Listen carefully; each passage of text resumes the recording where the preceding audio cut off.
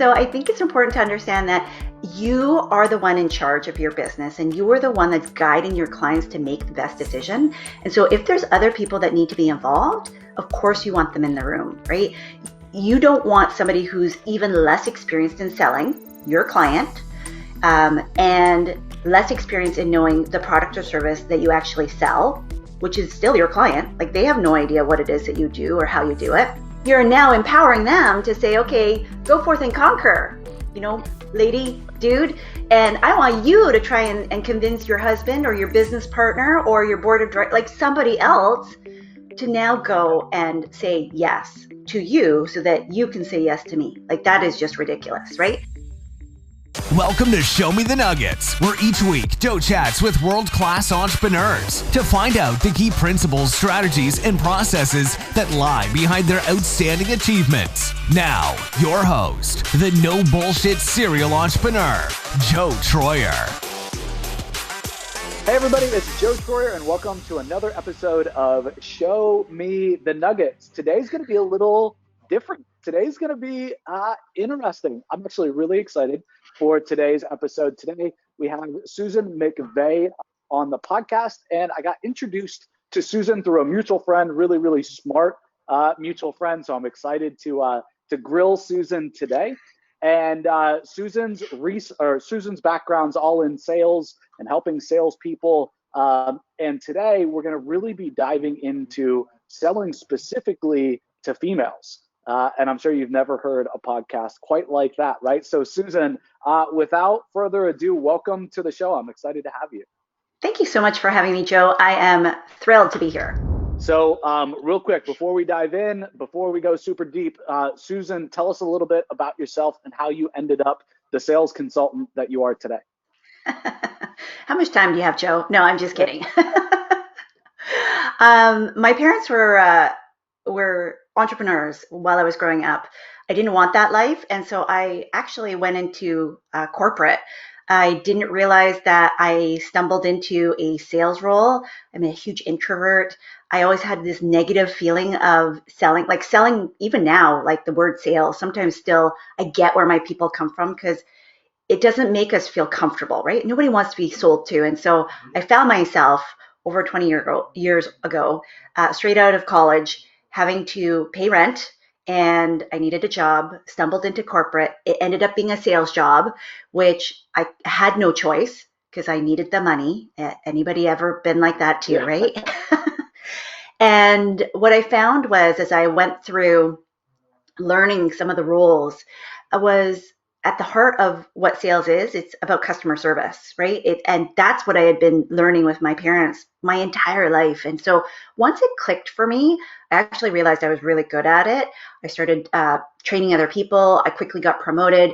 And what I thought was going to be a temporary job in order to make rent and kind of pass the summer, I ended up having almost a 20-year career, kind of going up the ropes. Yeah. And so, between personally selling $40 million and then being able to help other team members sell well over $600 million in a corporate finance background environment, so non-traditional sales, I realized that I had a knack for this.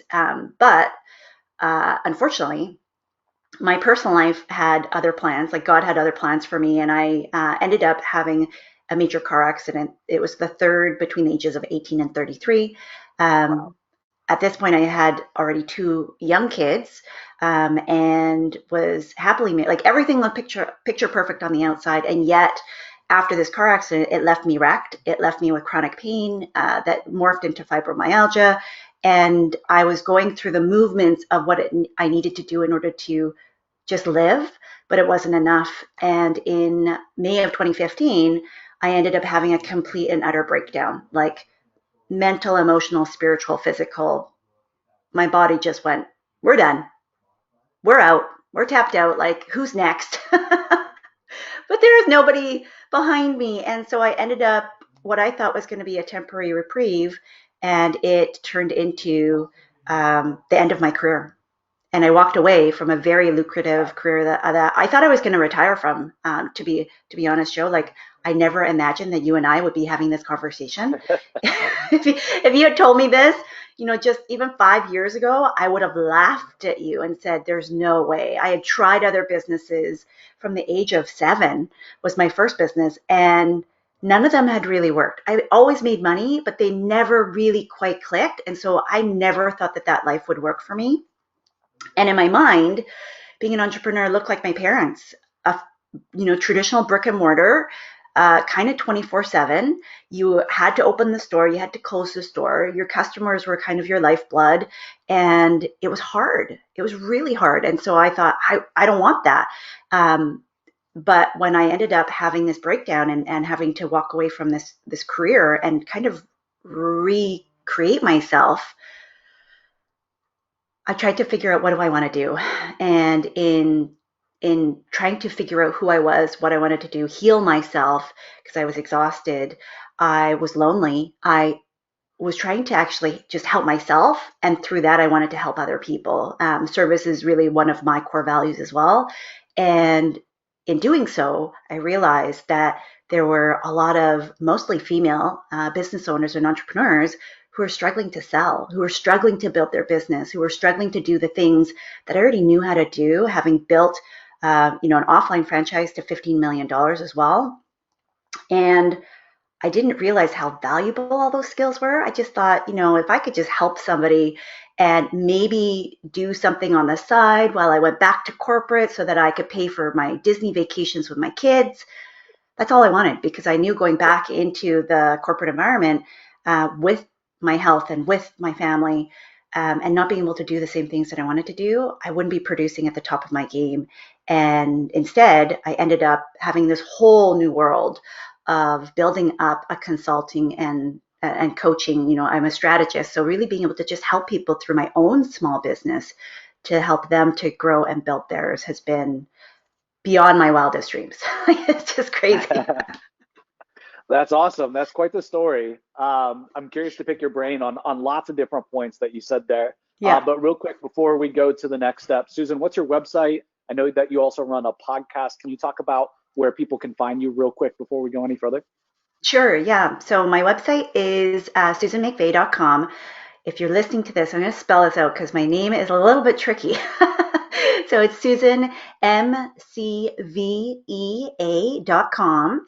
And my podcast is Master the Sales Game, because I want selling to feel fun. I want it to feel like a game, and for people to know how to win the game when you know the rules. Perfect. I love it. I'll have to check that out as well. We'll make sure to link up the podcast and your website in the show notes. So let's dive deep then. Let's get right into it, Susan. When it comes to selling and selling to women, what do you think are kind of the key things that have to be handled differently? We were talking before the show started about how just recently somebody was trying to sell to you primarily and your husband in your business, and they just completely goofed up. Let's talk about some of the big no-nos, if you will. Yeah, for sure. So, I mean, this might feel obvious, at least it does to me, but I'm going to say it anyways, because I literally just went through this 10 days ago. My husband and I are renovating our new home and went to a big box retailer. I'm not going to name names. I am putting in a complaint though. So just know. And I was in charge. I'm project manager for all of this, and I had started the conversation. I was having the engagement going, right, and was starting to put through the questions in order. And the salesperson, who was male, although women do this too, because guess what? We're mostly taught through the masculine lens. Like most of the best sales trainers or leaders in the world that are highly visible. Hello, Grant Cardone. I give you a high five, but they're men. And so it's really hard even for women to find other female leaders in the sales arena because there's not very many of us. So immediately we're engaging a conversation. And then as soon as we had to make some measurements, okay, like here's the square footage, here's how many feet we need. And he started to do stuff. And I'm very good at math. I'm very good at math, as most salespeople are. And we were doing this thing. And all of a sudden, because he's asking for confirmation and feedback, Guess whose attention he starts to catch in this conversation? Me and my husband are sitting side by side. My husband's actually on his phone. He's not even paying attention to anything. My husband. So it would have been fine if he had addressed the two of us together and said, okay, Yep. like here's the calculations and looked at both of us. But instead, he starts talking to my husband, like almost This exclusively. happens. This happens all the time with my wife and I. I don't handle any of the household stuff. I run multiple businesses. She takes care of it. She owns it. She deals with every contractor. We've done multiple renovations, and I feel like it's really bad with contractors. It's awful. I won't be involved in the conversation, and then they'll call me for payment. And she's like, what just happened?" Yeah. The truth of the matter is that more than 70% of purchases today are either influenced or made by a woman. For sure. That's a lot of money. That's a lot of money that's controlled by women.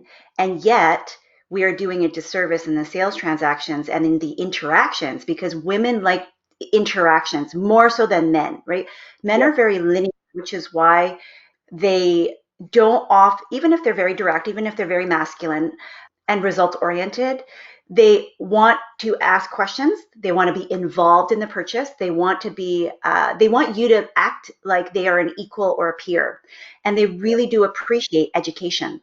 So the more that you can educate, the more that you can see their questions as their ability to make better purchasing decisions, the better you are going to be for them. And for men, I mean, that's just gravy. That's just extra, right? So, what I like to say is that once you learn how to sell better to women, you actually sell better to everyone. Yeah, for sure. In this situation, I mean, so here's a lot of women don't yell as they Mm. get angry. I don't know, Joe, if this is the same for your wife. When women get upset, they tend to go very slow, Yep. very direct, like enunciated words, and very, very low. Yep. It sounds very stern, right? It Yep. sounds, it For almost sure. sounds scary. But a lot of times men mistake that for slowness or indecisiveness or just wanting to delay, and it's not. You've probably pissed them off. You've probably Yep. aggravated them. You've probably indirectly done something that has made them feel uncomfortable or put their back up against the wall. Women like to be involved in the decision, meaning that if there are multiple people, so if you are in a room, virtual or otherwise, where there are multiple people, including women and men, and if the woman is the key decision maker in this transaction or in the purchasing component, and they go around and try and gauge interest in the room, it is not because she is not as powerful as anybody else. Do not mistake that for her not being in full authority of being able to say yes. This is Yep. how women like to buy. They like to create consensus. They like to, bring people together. It's part of just who we are and our human nature. I mean, that's why when women raise children, they look for advice. They look for, Yep. Sure. help. And that's why women also buy based on referrals, right? 100%. Yeah, that makes Yeah. perfect sense. I'm curious, real quick question before we go any further. If you're a salesperson and you have a husband and wife sitting in front of you, would it be rude in sales? We do something in all of our sales presentations in every company that I work in. We do a decision maker double check, is what we call it, and that's part of like the outline and the checklist is, did you do these things? In order to have a successful sales call, you have to do it. And we always ask who needs to be involved for the sales process. And I always do that in everything that I'm doing. Is there anybody else that needs to be here? But also, if I'm talking to multiple people, I know whose buy-in I really need and who I need to sell and who can just kind of be the second party in the room. I feel like that's done in a lot of like software sales companies or more consulting sales companies. It's kind of a typical move, but I don't see that happening outside of our little industry, so to speak. Like I've never had a contractor say, so Susan, who's going to be making the buying decision today, right? Instead, Susan would start the conversation, and then halfway through, they start diverting questions to your husband or to the male in the room. So would you be offended by that question, or would you welcome that question because then you know that you're in control? No, I think I always recommend this question because I think it's important to understand who is influencing their decision-making abilities, right? Who else? And so sometimes it's as simple as who else is involved in helping you make this decision, right? Ultimately, you might be the key decision maker, but especially if there are other parties, if it's a larger purchase, I think it's important to understand who influences that person. Who else do you rely on to be able to help give you some guidance around this particular topic or this area? Is there somebody whose expertise that you are leaning on in order to be able to bounce off ideas? It doesn't Yep. necessarily have to be something that makes people uncomfortable. I think there's ways to be able to identify who else is going to get in the way, or on the flip side, be able to help support this person in making the best decision for them, whether it's a man or a woman, but more I love in that. particular for women too, right? I love that. And it's not just so to speak, like you said, it's not just necessarily the man, right? It's who else is going to be involved, who else's opinion. If it's not the man and he's just sitting there, right? Who else are you going to ask for an opinion for that could potentially block the sale? And let's get them in on this call as well. Let's get everybody that's on the need to know in the conversation. So that was really important. I wanted to make sure we picked that out. That was great advice. Yeah, for sure. Because I think sometimes you're scared, right? Like you don't want to make things harder for you. But I'm going to tell you that the best person to sell your services in your business is you, right? Yep. And I know that oftentimes that is uncomfortable to hear. Like you may be trying to delegate this and you're thinking, oh my God.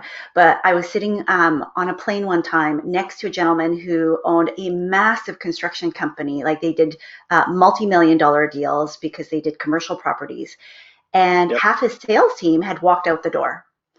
Like literally on that plane, he said, mm, they're gone. And his top salesperson had gone with half the other team because they were his buddies, right? He was about to go out and open up a similar shop. And I said, okay, so what are you going to do? He said, well, what do you mean? I guess I'm selling.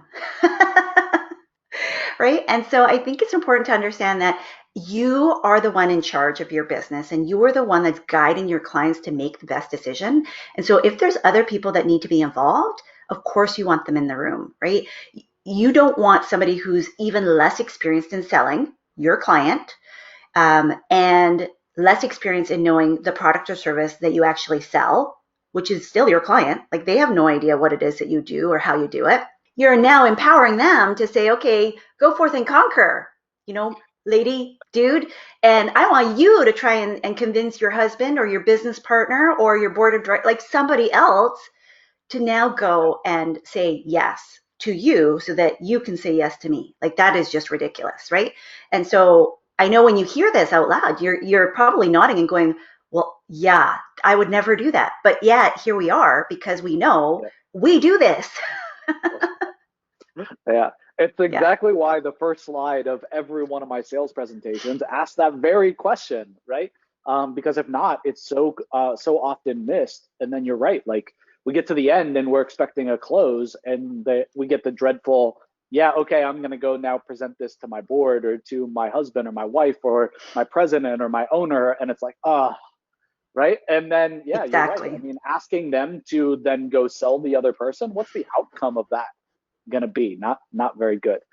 You also said something, Susan, that I thought was really important with the gentleman losing his sales team, right? He said that he's going to go sell. I think that that's crucial. I think it's critical. You're right that if he expects anybody to sell, he needs to be able to sell. If he can't sell it, how do you train people? How do you onboard them? How do you guide them when they're failing? You can't. It's just like, yeah, sorry, you didn't hit your quota this month.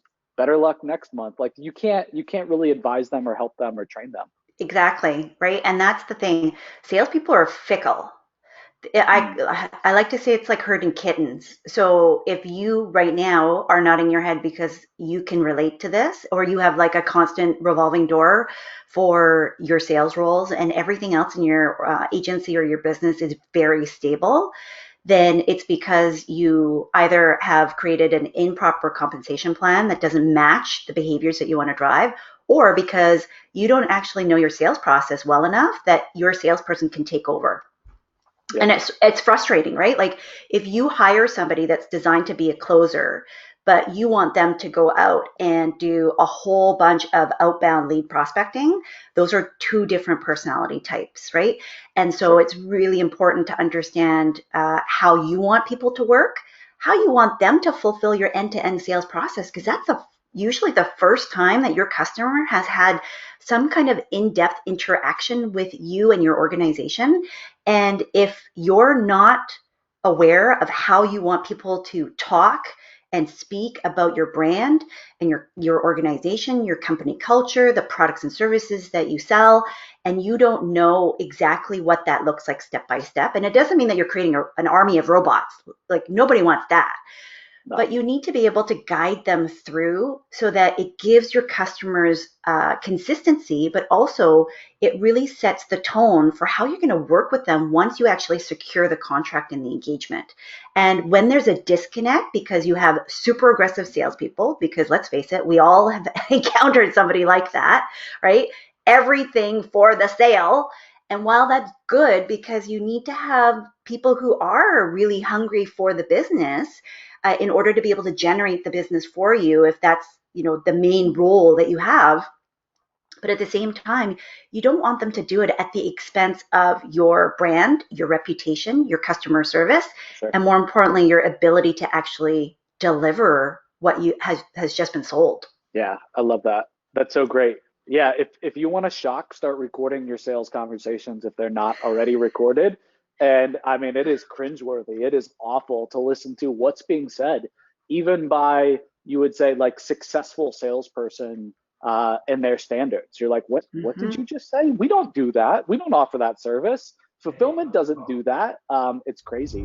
One of the best things that we found, I'm curious if you've done anything like this, Susan, is when we onboard a customer, the onboarding team does a selling with quality checklist, and they basically ask a series of questions to ensure that expectations were set correctly, and that we said what we would do in a correct manner, right? So that we don't have mismatched expectations from sales pass off to the onboarding and client fulfillment pass off.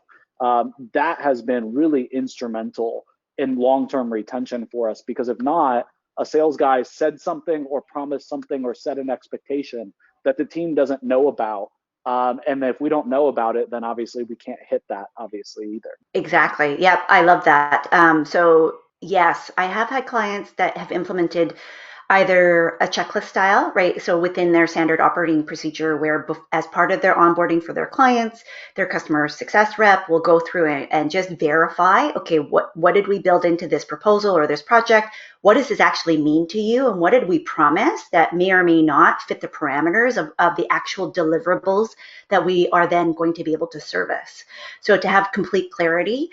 So whether that's through a checklist or an email or some kind of discussion, I find that for more complex sales transactions, and again, depending on the nature of your business and the size and the Yep. scope of the deals, that is often helpful to have a quick kickoff call Yep. where the sales rep and the account manager, whoever is going to handle that account, so whether it's a project manager, account manager, um, has a conversation with the company rep and says, what exactly are we working on? Yep. Like, Yep. what Exactly. did we sell you? So what did Joe sell you in the conversation? Yep. So that it's all there in one neat and tidy place. And then from there, it formulates out the actual project scope and the document that's going to become the actual living component of the service agreement. That's beautiful. Wonderful. All right, let's change direction a little bit. I'd be remiss if we didn't chat a little bit about your consulting and how you help people build out their businesses and their sales processes. So my podcast editor, Eduardo, did some research and found that you have helped 30 of your clients grow to seven figures. And so you have a cool perspective, because you're not just one of those businesses, you're involved in all of them. You see everything kind of from start to finish. You have a really cool bird's eye view of what's happening in each of these businesses. So I'm really curious, if you had to pull out the 80-20, so to speak, and apply it to itself, what are the main things, right, that like you see are the success drivers that differentiate these 30 clients from all the other clients that have approached you or they've worked with you or not worked with you? What are the things that they do differently that really makes them, propel and hit that seven-figure mark? Yeah, for sure. There's actually there's not a lot of differences, which I know that sometimes we're looking for, oh, they must have like all the stuff, right? They have a leg up on me, especially when we see these things happening. And truthfully, I mean, the core foundation for sales is mindset. Like if you can't believe in yourself, if you can't believe in your product, if you can't believe your client can do the thing that you just sold them to do, you're Doesn't not matter. going to, it really doesn't, right? And it's the same thing because I mean, sales is the foundation for your business because without it, you don't have money coming through the door. You don't have clients that you can help. And more importantly, I know that the clients that I help want to get results. They don't want to crank out sales, right? I mean, I can teach anybody how to just sell and sell and sell, but if you can't deliver the goods, you're not going to be able to keep a sustainable business. And so the clients that I work with, they are all highly experts in the skills that they have. Beyond that, they are decisive. They make decisions quickly, and as a result, they take action quickly. Now, this is not to say because there is a percentage of the population that does need to think about it, right? Like, so if you're process driven and you really need to just go back and think through things, that's not what I'm talking about. I'm talking about people that don't sit in it, that they don't allow themselves to dwell and look at, okay, paralysis analysis, I'm going to review 100 different million ways when really it doesn't really matter. Like just pick one. Just pick one and go because you are smart enough and resilient enough that if it's not quite right, we can adjust, right? We can just, let's, you're on the wrong road here. Maybe we need to take the country road for a little bit and then we're going to go back on the highway and do a slight detour.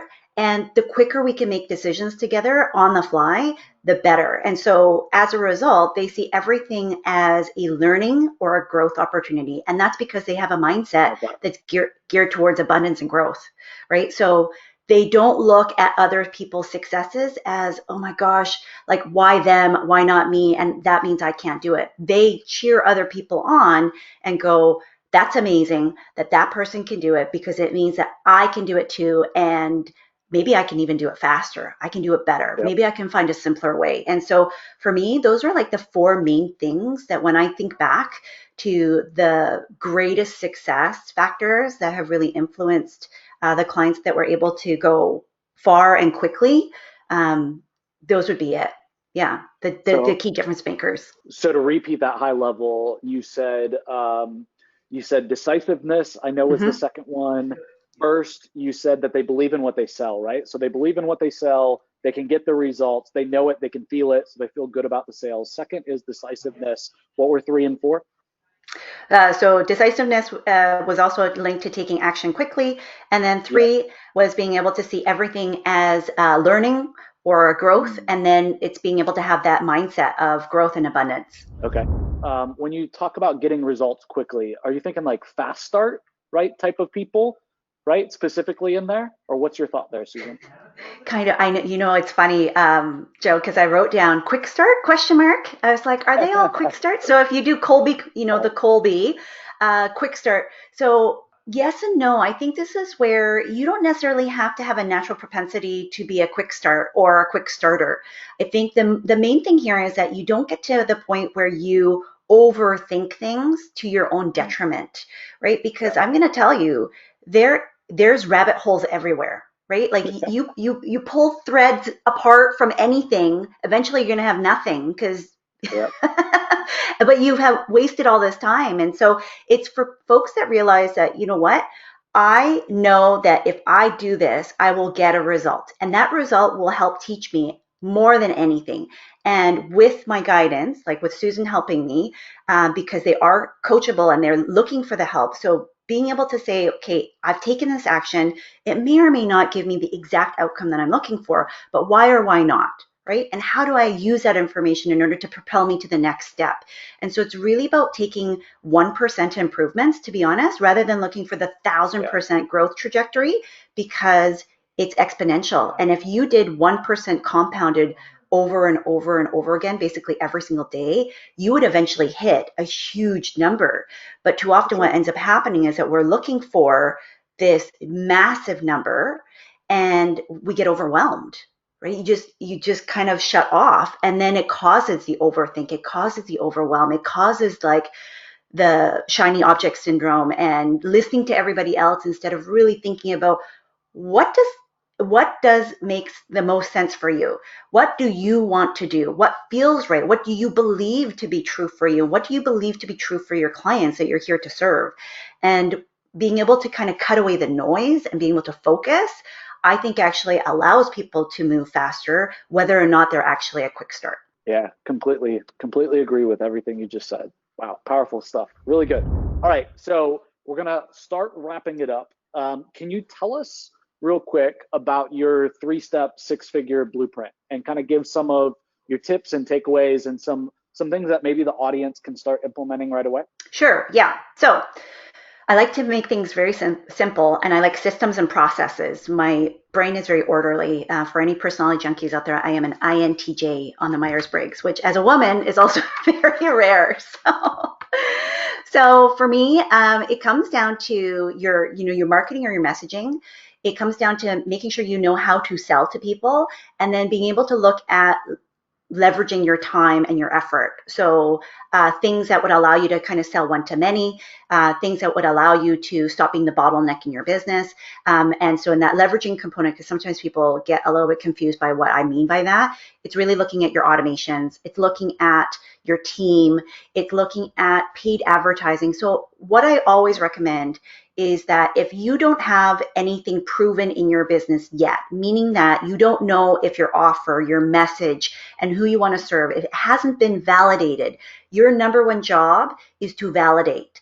And I believe that you can't do enough validation, right? Because even now, you may have faced some changes in your business structure with everything at the time of this recording. We're in the midst of a pandemic, right? And even if you have a successful business, have you been able to pivot or shift? And again, not a complete 180 or a huge directional change. So it might be 1%. It might be just adding in a different payment plan, right? And so when I'm thinking about those 3 things, I build it this way, like messaging and then sales and then your leverage products, because too often what I see is I don't want to work with people. they start with all the one-to-many things. I want to do paid advertising. I want to do all of these joint ventures. And it's like, do you have a proven model? Do you know that it converts? Do you know that it converts really well for your people? Can you deliver the results? And so when you are clear and you're able to articulate exactly what you do and who you do it for, and you know you can get results, even if it's just a couple of testimonials, that's really all you need, right?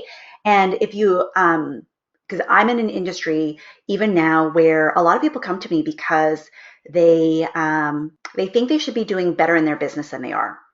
And it creates a lot of guilt and shame because they're often working really, really hard and they're not seeing the same amount of results. And so I'm sharing this right now because I feel like somebody right now might be listening and going, well, I'm just new, or I work in a sensitive area. Like my business is unique, Susan, and I don't seem to be able to get the testimonials, the case studies. Like people just won't share my business.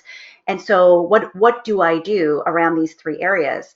I want you right now that even if you can get information that would help you, where you can share this as a case study, don't use names, don't use their business particulars that would help identify, but you can share their story to such a degree that somebody else can go, wow, that's powerful. That's me. That's all you need. And when you do that, you allow their story to share your message in a way that really deepens connections. So for me, I want you right now is to go and find someone to serve. If you only did that, if you entrusted your team, yourself, your clients to find someone to serve every single day, it creates such a ripple effect. And because for me, selling is serving. And when you are able to do more good in the world through the services that you provide, and by being able to provide that at the highest level, by charging people appropriately, by being unapologetic and relentless in getting your thing out there, which you have to do when you sell, then you're able to do so much more for not only yourself, but your communities and the world at large. I love those 3 steps. They're so fundamental. I would even say 3 steps to 7 figures, right? Like those Yeah. steps are so huge. And I even look at 7 figure businesses that are lost and they're struggling, and usually they don't have one of those steps down, right? And they've just made it by sheer willpower. The owner or a sales guy or somebody just like pushing or pulling that business along to get it to that level. And I see those 3 steps are just absolutely huge. And you're right. They're not just for getting started. Those 3 steps are super important that you're always looking at in the business. Like you said, during the pandemic, the market shifts, the market changes, the needs and wants of that market are going to change too. And you got to adapt. So those are skills that you should always be looking at, and strategies you should always be implementing. So yeah, we help a lot of people get kind of those first 3 steps down. Who is your niche? Who really are they though? Right? You're going after dental. Okay, great. There's a lot of dentists. Who is actually your market, right? And we like to put in a filter so that we get really particular about who that person is. And then like there's the research, and then there's what do they need and what do they want and what's the offer. But then we got to make sure obviously that they get results as well. But you should be able to do that market research all the time. I agree with you wholeheartedly. Yeah, for Good sure. And stuff. I think sometimes people are looking forward, like they're trying to create imaginary things, imaginary results, Mm. and I don't know if you see this show with your practice and your clients, but look in the rear view mirror. Look in the rear view mirror, because whether it's for yourself, and don't discount the work that you yourself have been able to achieve and accomplish, because it's very easy for us now, what I like to call experts curse. Like it's so Yep. easy for you that you don't even realize that this is really hard for someone else. And so look at yourself. Look at people who have come to you for help, even if that's for free, even if that's for a lower cost than what you want to charge, and look at, is that a result that your customer base wants? And is that a result that you want to help them with? And once you have that, look to figure out what is the highest level of value that you can provide that makes this a no-brainer, regardless of the price point, where you would go, hell yeah, you should be buying my thing, even if it's a 10,000, a 50,000, or even $100,000 engagement. If you know what the results are and you feel confident in your ability to provide those results for the right person, then it makes it a lot easier for you to consistently sell and never have to worry about actually selling it. And you'll see your conversion rates go well above industry standards, right? Like I don't like my I love clients to sit that. at the 20%. I want you 50, 80, 90% or more. I love that. A little off topic, but I saw a YouTube ad literally last night. I'm laying in bed, about to go to sleep, watching a video, and I see a YouTube ad. And the start of the ad is, "Do you have an extra $30,000 to invest?" And I'm like, "Holy shit! Like you just said that in a YouTube ad? You're asking somebody if they have $30,000 to invest in something?" And I'm like, wow, like they know their market so well, right? And if they get somebody on a strategy session that has $30,000 to invest and they're not happy with the returns that they're getting, like that's going to be an easy yes, right? And I was just like, I was kind of floored. I kind of just sat there for a second and was like, did they really just say that? And the more I thought about it, I'm like, that's so smart. And so you're right. You need a hell yes, right? You need a yes. I have 30,000, and yes, I'm not happy, and I'm not happy with the returns I'm getting, and the market right now is scaring me. Yes, I'm interested in other investments. So I think that's so true. You need a hell yes. I love that example. And for me, it's how confident are they, right? In being So able to confident. say, like, you give me your 30 grand and I know that I can do a better job than Yeah. Bill down the street or Sally up in the corner office that is twiddling their thumbs, and you have no idea what's happening with your return, and you're going like, time's a ticking. Yeah. Yeah, Yeah. I love it. it's awesome. I love it. Awesome. So we're going to wrap it up with one last question. Susan, this has been awesome. I so appreciate you coming on the show. It's been great. I know the audience is going to love it. I'm an avid book reader, and so are my fans and people that follow me. But I find that a lot of people are like me with books. They open them, they read the first chapter, and it's either like it's a hell yes or it's a hell no, right? yes, I'm reading the whole thing and I'm not going to put it down for the next 2 days and then I'm going to be finished, or I'm over it and it never gets read. And it took me a really long time to learn that it's okay to say hell no, and to read half the first chapter and go, yeah, I can't read this.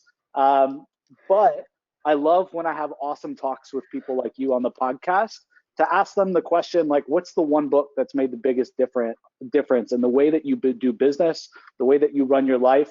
What would the number one book recommendation be for me and to the listeners on the show? This is such a hard question for me because I love to read. Like, I'm an avid book reader. And so I really had to dig deep to try and figure out if I could only pick one, what would it be? And so I went all the way back, and you're probably going to be surprised that it's not a sales book. It's not even really a business book. It's a personal development, time management book. And it's from Stephen Covey. It's Okay. 7 Habits of Highly Effective People. Perfect. Here's the thing. I read this first when I think I was like 20, because I didn't want to have to spend a lot of time doing things, and I was frustrating myself. And so for me, this is like the foundation of how you build your life, right? Like how you build your life and how you make decisions around the things that are important and not important, and being able to delegate and outsource everything more effectively and with more ease and with more grace, because you know that it comes from a place of, is this effective for me? Is this efficient? And because of that, you never have to worry about saying no. Like, I love what you just shared about being able to read. I do the same thing now, which, as somebody who loves to read, it's been really hard. It's been a journey, right? And so knowing exactly what you do, being able to understand even Eisenhower's matrix, gosh, that's a tongue twister, is super important, right? And as a business owner, especially as you begin to really grow and scale, you understand you can't do it all. And these are the basic foundation pieces that, again, just like with my 3-step system, if you get this, it is like your true north, and it allows you to make all of the decisions with so much more ease because you have a very strong foundation piece. And I think sometimes we skip steps and then we have to go backwards. And I'm just really grateful that this book has allowed me to not only build my business, have my family, but also ultimately honor my health and the other priorities that are important to me too.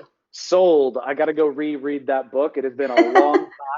I don't even know if I have it anymore. Years ago, I cleared out my library.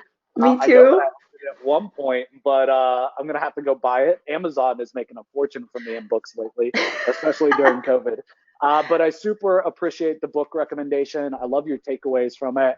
And I think you're right. It's such a foundational book for the future, for no matter what the future will bring.